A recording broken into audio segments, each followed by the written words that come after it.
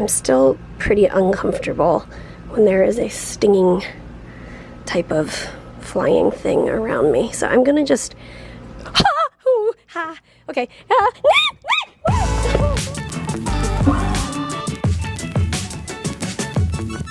Good morning, guys, and welcome to another summery feeling day here in North Carolina.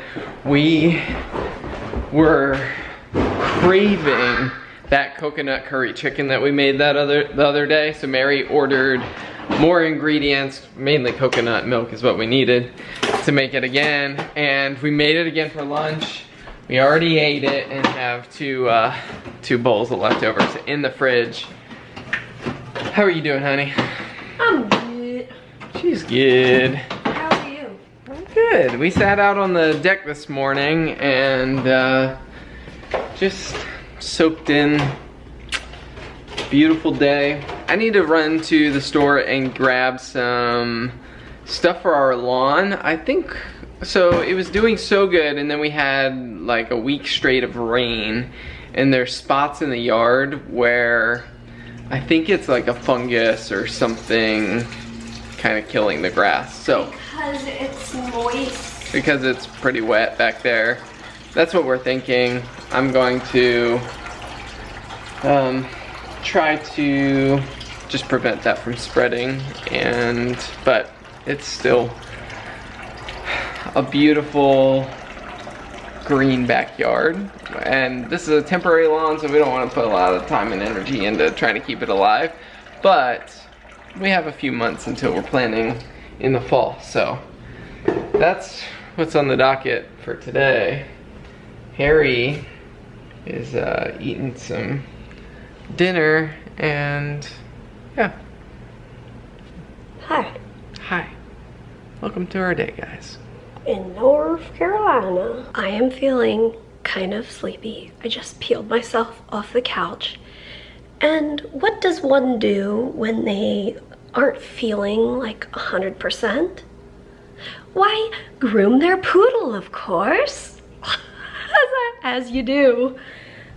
We have laughed over the years when I'm not feeling 100%, and I don't feel like sickly right now. I don't feel super amazing right now. So we've laughed that what I do when I don't feel great is I groom Oliver, and our suspicion is that it's because it's something that I have control over. I can groom him, I can make his hair shorter, whatever. I'm in control of that, whereas I'm not in control of how I feel. I might drink some coffee. I'm trying to decide, coffee or do I start grooming? I'm not sure. We'll see.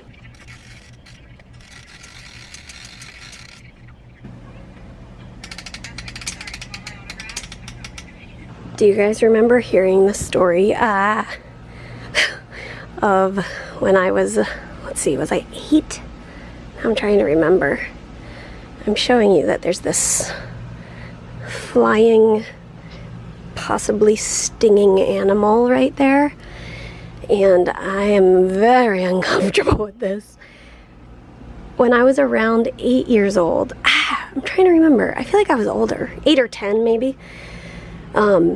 I was in a bee accident at a friend's house, and I got a lot of bee stings. I got 46 bee stings, actually, and they were yellow jackets. And so, even though it's been 20-something years, I'm still pretty uncomfortable when there is a stinging type of flying thing around me. So I'm gonna just, okay. Oh my gosh. Oh, come on. Okay, here's how I thought that was gonna go, and I apologize for those of you who are wearing headphones at this moment. I'm sorry about the ear thing that just happened. What I thought was gonna happen, see, I was telling you this story like calmly because that's how I was feeling. I was like, I'm gonna be calm. I'm just gonna usher him away from the door I didn't handle that quite as well as I thought I was going to. Okay, so maybe if you could like fly away from where I have to come and go, that would be wonderful. If you couldn't guess, I have not started grooming yet. I was opening up the umbrella and then noticed the waspy looking thing. Anyway, the bottom line of that story is that I'm grateful that I'm not allergic to bees, because that would have ended very differently when I was in a bee incident. So now, is it going in our siding? There's also a little spider friend right there. I'm really nervous. Maybe if I close that, he'll be like, oh, this is a door. I should not live here. Well, that did not go as I expected. I still need to shoo him away. Well, now I'm inside. Maybe I will make a cup of coffee, because I don't know if he's gonna leave. Are you still here? Here, you guys look. I'll use the viewfinder and see if I can see the bee. Wasp, whatever he is. Looks to me that the spider's still there, but maybe the wasp is gone. Oh.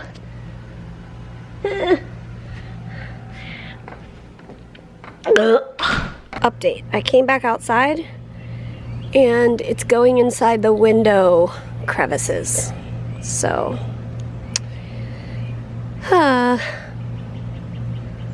I guess I just need to remember when I go inside next to watch out. I think one of the points I was gonna make is that I had quite a, I can't decide if it was an unreasonable fear of stinging insects. Is it unreasonable if I was attacked? Basically, we were at a friend's house and I stepped, and where I stepped there was apparently a nest under it, and of course we didn't know that until they kind of swarmed me. So of course that was scary, so of course I'm afraid of them. But sometimes, like right then, I was thinking to myself, I'm using this broom to kind of allow it to see a wall, so it's like, oh, there's a wall moving toward me, I will move away from the wall. But then it kind of started coming toward me instead of away. So then I don't know, I'm trying to tell myself, like, it doesn't care about me, it's just looking for a, I don't know, it keeps going in little holes and cracks and stuff. Anyway, I'm trying not to be like unreasonably afraid, and I'm not even kidding you, there's another different kind of stinging item flying. Okay, this is going really well. I'm getting a lot of grooming done. Ollie, how's the grooming going? Are you getting such a good haircut? Is this so productive? Oh, there's a bird. Welcome to Mary's nature show. Wait, I thought there was a bird. Oh, hello birdies. Progress.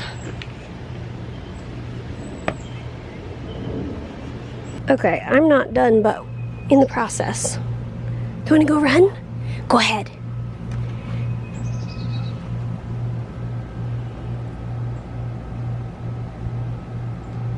I ended up really not feeling great, so even though I didn't finish Oliver's haircut, it still looks cute.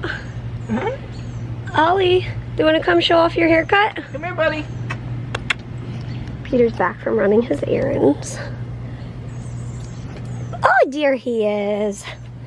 And once, you can see like a distinct line right there. That's funny. Once he gets wet again, the curls will kind of cover up, I don't know, I don't really care right now. I do not have it within His hair me. is so forgiving. Yeah. You just get it wet and all the curls just curl. Yeah, it works out. Isn't that right, Bonesy boy? Oh, you look happy. I love it. Every time he has a fresh haircut, you can like see his smile. Yeah, we see you smiling. Are you a happy boy? Did you find your big ball? Where'd it go? Go find it. It's in the yard. You gonna go find it?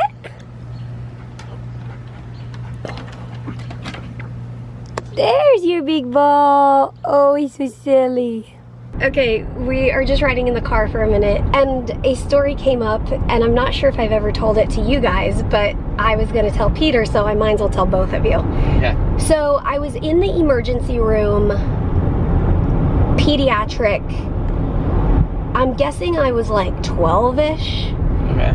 And Mom and I are waiting. I don't remember what was happening, if I was getting a PICC line, or I don't really remember what was happening. But I remember I was waiting and they turned on the hospital channel on the TV and it was bingo. Ooh. Which is so fun. Like, if you're in the hospital and they offer bingo, even if you feel like it's not gonna be fun, it's fun. Turn it on, it'll be worth it. So I'm sitting there and I won bingo. I won one of the rounds. And so they were like, you need to call in, and I think the nurse called in for me.